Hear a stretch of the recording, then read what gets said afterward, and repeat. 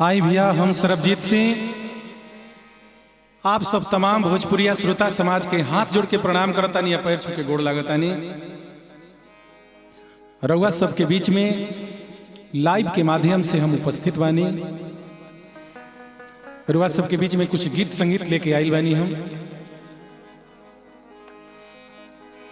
का गीत के भाव बा,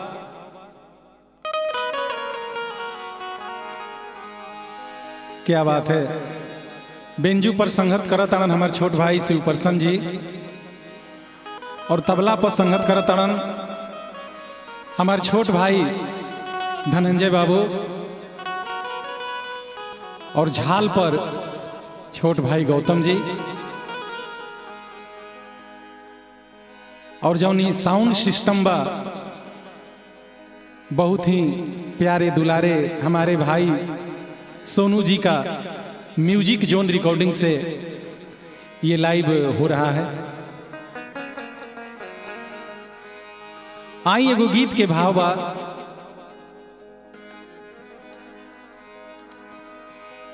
एगो भक्त के पुकार बा। भक्त कैसे कवना भाव में अपना माई के बुलावता, कहता कि माई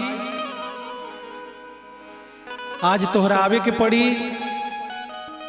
आये सभा के बीच में एगो तोहरे सहारा बाए माई। कैसे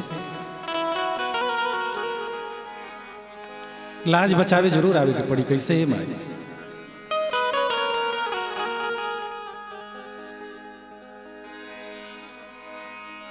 आहा हा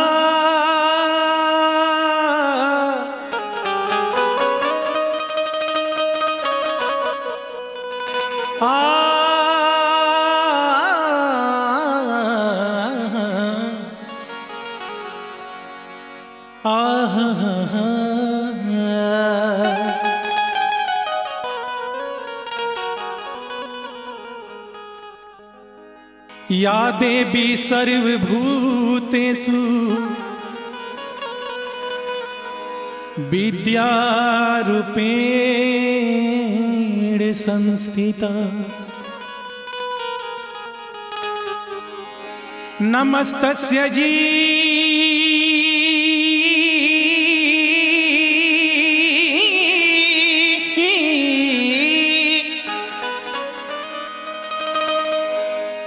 नमस्तस्य जी नमस्तस्य जी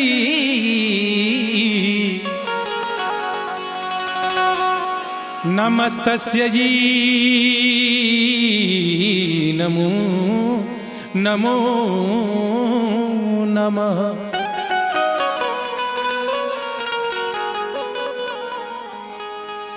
भक्त कैसे कवना भाव में बुलावता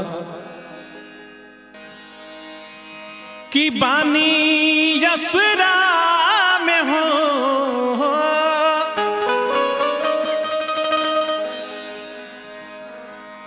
कि बानी यसरा में हो,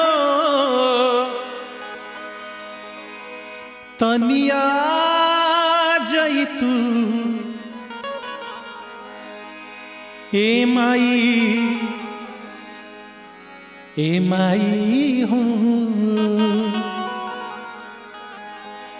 ए माई। अरे सभा बीचे लजिया बचा जाई तू, ए माई सभा बीचे लजिया बचा जाई तू। बानी यसरा में हो, बानी यसरा में हो, तनिया जई तू ये माई सभा बीचे लजिया बचा जई तू, ए माई सभा बीचे लजिया बचा जई तू।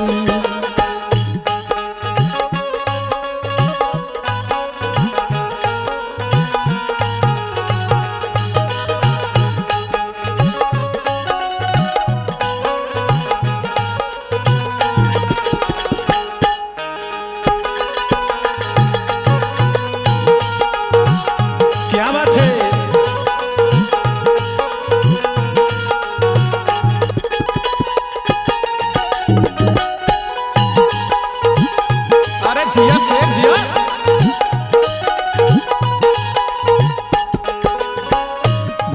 आगे कहता स्वर स्वर सती हई दुर्गा भवानी,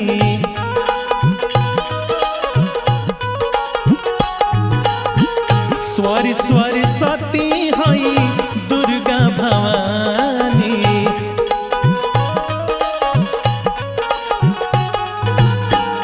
मई हर के देवी तोहके हम जानतानी,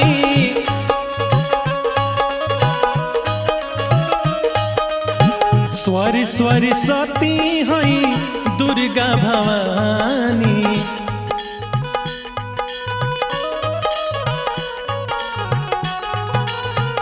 मई हर के देवी तोहके हम जानतानी,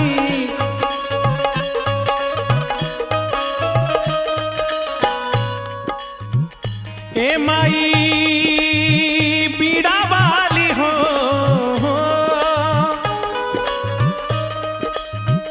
ए माई बीड़ा वाली रूपवा देखा जई तू, ए माई सभा बीचे लजिया बचा जई तू, ए माई सभा बीचे लजिया बचा जई तू।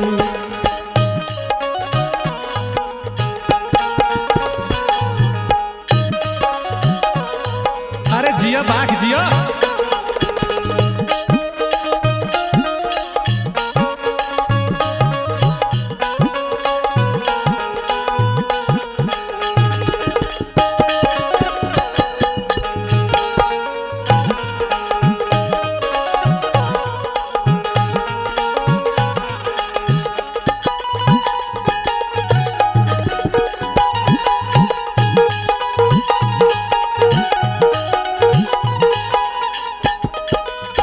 कहता लइका बुद्धि लरी कैया बा नाही कौनो ज्ञानावा,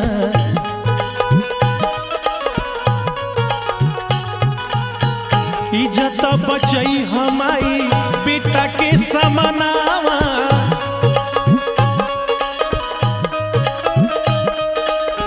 बुद्धि लरी कैया बा नाही कौनो ज्ञानावा, इज्जत बचई हमाई बेटा के समानवा। और का ए माई सर्वजित के हो, ए माई सर्वजित के स्वर के सजा जई तू, ए माई सभा बीचे लजिया बचा जई तू।